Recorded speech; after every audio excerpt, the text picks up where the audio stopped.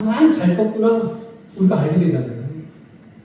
여러분 왜 그 사람을 그랬을까요? 여기서 만들고 좋은 바위 선생 대치동에 강남에 좋은 바위 선생 만나서 여러분 명문대 보낼 수도 있는데 왜 이성민 집사는 과외를 성경 과외를 했을까요? 여러분 그분은 이걸 믿었던 거예요. 우리는 한 귀로 듣고 한 귀로 흘려버리는 이 말씀. 성경은 하나님의 사람으로 온전하며 모든 선한 일을 행할 능력을 갖추게 하는 거구나. 이 말씀을 굳게 믿으니까 이 말씀이면 되지. 우리 아이를 이런 사람으로 양육하면 되지. 그래서 국영수가 필요한 게 아니라 성경 과외 선생님이 필요했던 거죠. 여러분 우리가 책을 한 권 읽고요 인생이 달라지는 사람 많습니다. 그런데 여러분 천지를 창조하신 하나님의 말씀, 죽음을 이기고 부활하신 예수님의 말씀, 그 성경 한 권을 제대로 읽는다면 여러분 이 인생이 달라지지 않을 수가 없어요. 달라지지 않는다면 그게 더 이상한 거죠. 어떻게 그럴 수가 있습니까?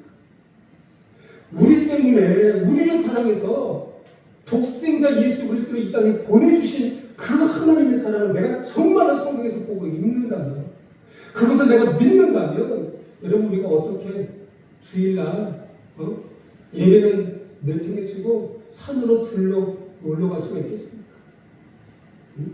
여러분 우리가 어떻게 원수를 사랑하라는 말씀을 우리가 보고도 듣고도 엄마와 아버지와 척을 지고 살 수 있겠습니까? 시어머니와 어떻게 부부간에 갈등이 있을 수 있겠습니까? 눈에 넣어도 안 아플 자식과 어떻게 원수처럼 지낼 수가 있겠습니까? 내가 정말로 하나님의 말씀을 믿는다면 여러분 우리 주변의 모든 관계는 달라질 수밖에 없습니다. 나의 생각이 달라지고요, 나의 마음이 달라지고. 저는 오늘 설교를 준비하면서 여러분 제가 그 성경 일독을 하고 나서 달라진 것이 있는데 또 뭐가 달라졌냐면 여러분 확신이 생기는 거예요. 말씀밖에 없다. 하나님 의지하면 그게 최고다. 우리 아버님 같이 사는데요, 아버님한테 제가 막 주일날 같이 예배는 드리지만 아버지 말씀 보세요 강요하지 않았거든요. 우리 아버님이 한 성질을 하시기 때문에 연세가 있어도 성질을 내가 알기 때문에 그런 데 있잖아요. 읽고 하고 나니까 내가 탐내지는 거예요. 아버지는 나오시면 아침에 뉴스를 그렇게 열심히 보시는데 아버지 탁 끄고 성경 보세요. 저 뉴스가 아무리 많이 알아도 하나님 아버지를 구원시키지 못합니다. 아버지 천국을 인도하지 못합니다. 아버지 말씀밖에 없어요. 말씀 같이 읽어요. 밥 먹기 전에 아버지 30분 동안 말씀 같이 봐요. 같이 말씀 읽는 거예요. 아버지 소리내서 읽으세요. 소리내어서 그 소리가 내 귀에 들리면 아버지 그게 믿음 되는 거예요. 말씀에 그게 돼 있잖아요. 믿음은 들으면서 난다. 들으면 하나님의 말씀, 주 예수 그리스도의 말씀으로 말미암아 말씀하시잖아요. 믿으세요? 믿으면 읽어야지요. 읽어도 속으로 읽지 마시고요, 소리내서 읽으세요. 그 말이 내 귀에 들리게 하세요. 그러면 그게 믿음입니다. 아버지 소리내서 읽으세요. 한 절씩 계속 읽어요. 2달간 이러다가 지금은 방학이 있어요. 방학. 잠시 쉬고 있어요. 숨 고르게 하는 거예요. 그런데 또 뭐는 안 달라졌어요? 식사하기 전에 테이블에다가요, 말씀을 막 꽂아놓는 거예요. 말씀 보기 전에, 밥 먹기 전에 아버지 육의 양식보다 더 중요한 건 영의 양식입니다. 말씀 읽으세요. 말씀. 그래서 말씀을 한 구절씩 달아놓고 그걸 읽는 거예요. 그거는 지금까지 한 번도 안 빼뜨리고 우리 아버님 따라서 읽으세요. 가끔 배가 고픈 제가 잊어버리고 밥부터 먹으려 그러는데 아버지가 먼저 시작하세요. 행함이 없는 믿음은 그 자체가 죽은 것이다부터 시작해가지고 말씀을 6구절, 7구절을 읽는 거예요. 내가 오늘 말씀을 읽다가 희한한 건요, 제가 오늘 말씀에 대해서, 성경에 대해서 설교하려고 준비하는데 그 말씀들, 우리 요절 식탁 테이블에 붙여놨던 그 말씀들이요, 하나같이 말씀과 연관이 되더라고요. 여러분 제가 이 말씀을 목사님한테 부탁해서 좀 띄워달라고 했어요. 제가 이거 성도들에게 하려고 일부러 떼서 온 게 아니고요, 우리가 지난 몇 달 동안 계속 밥 먹기 전에 암송했던 말씀이에요. 그 말씀인데 그 말씀을 한번 보려고 해요. 제가 읽어드릴게요. 어떤 말씀이냐면 요한에서 2장 17절 말씀인데요. 이 세상도 그 정욕도 지나가되 오직 하나님의 뜻을 행하는 자는 영원하느니라. 여러분 이 세상도 그 정욕도 다 지나간다. 한계가 있다는 거죠. 그런데 뭐예요? 오직 하나님의 뜻을 행하는 자는 영원하다. 여러분 하나님의 뜻을 행하려면 뭐 해야 돼요? 말씀 봐야지요. 그죠? 하나님의 말씀을 안 보고 어떻게 하나님의 뜻을 분별해낼 수 있겠으며 어떻게 하나님의 뜻을 행할 수 있겠어요? 말씀이 있지 않으면 처음 말씀은 이루어질 수가 없다는 거예요. 또 어떤 말씀? 그 다음 말씀. 고린도후서 4장 18절. 우리가 주목하는 것은 보이는 것이 아니요 보이지 않는 것이니 보이는 것은 잠깐이요 보이지 않는 것은 영원하다. 여러분 세상의 모든 사람들은 보이는 것에 주목해요. 세상적인 것이죠. 그래서 인스타에 올리잖아요. 나 지금 이런 여부가 있어. 나 지금 이런 거 먹고 있어. 나 지금 이런 거 샀어. 올리잖아요. 그걸 보면서 사람들은 주목하잖아요. 와, 사람들 다 저렇게 사는데 나만 이렇게 비참하게 사는구나. 어? 그래서 스스로 불행의 늪으로 들어가잖아요. 여러분 보이지 않는 것에 주목하려면요 저게 쉬운 게 아니에요. 어떻게 해야지 여러분 우리가 보이는 것에 주목하지 않고 보이지 않는 것에 주목하겠습니까? 보이지 않는 것은 믿음인데 보이지 않는 것은 하나님인데 보이지 않는 것은 은혜인데 보이지 않는 것은 구원인데 어떻게 우리가 여기에 주목하고 살 수 있겠습니까?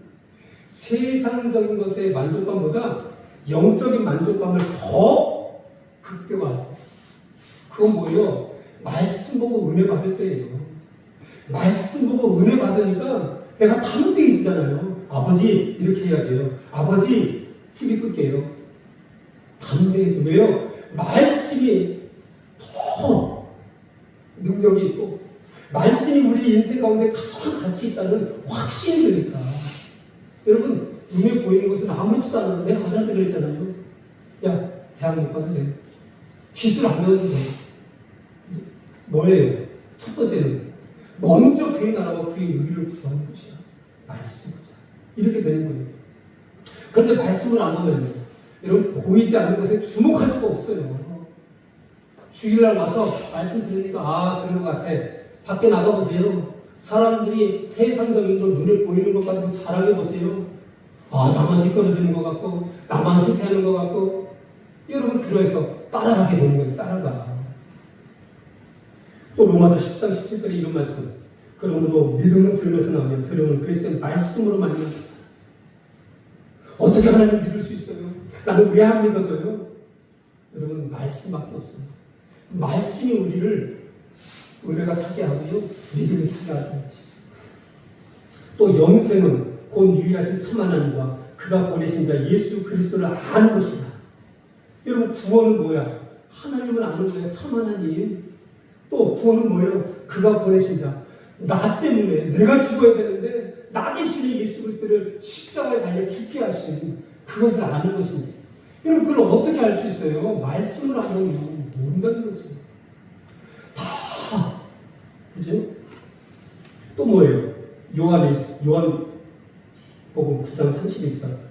하나님이 죄인의 말을 듣지 아니하시고 경건하여 그 뜻대로 행하는 자의 말을 들으시는 줄 우리가 압니다. 여러분 아무리 기도해도 기도 응답이 되지 않아. 왜 그래요? 성경은 이렇게 말씀하시는 거예요. 하나님이 죄인의 말을 듣지 않는다. 하나님과 상관이 없이 사는 게 죄인이잖아요. 내가 교회에 온다고 해서 내가 의인인가요? 평소에 성경은 턱 던져버리고 내 마음대로 한 주간 내내 사는 사람. 여러분 성경은 죄인이라고 해요.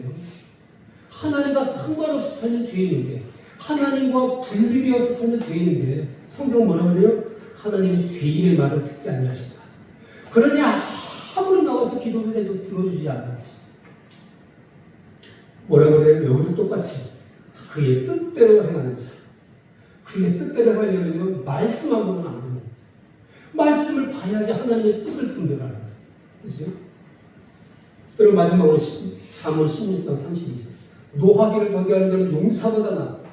또 자기의 마음을 다스리는 자는 성을 빼앗는 자보다 낫다. 말씀하시잖아요.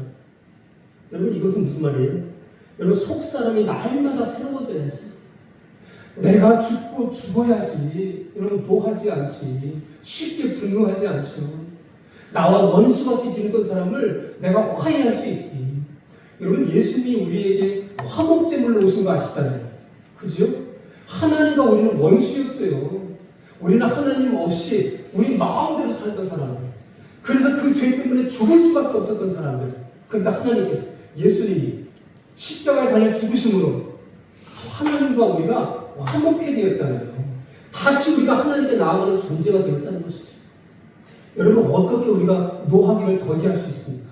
어떻게 우리가 우리 마음을 다스릴 수가 있어요? 속에서 나오는 화, 분노 이걸 어떻게 우리가 다스려요? 이 순간의 분노가 사람도 죽이는데 부모 자식 간도 원수로 만드는데 어떻게 해요? 날마다 사도 바울이 고백했잖아요.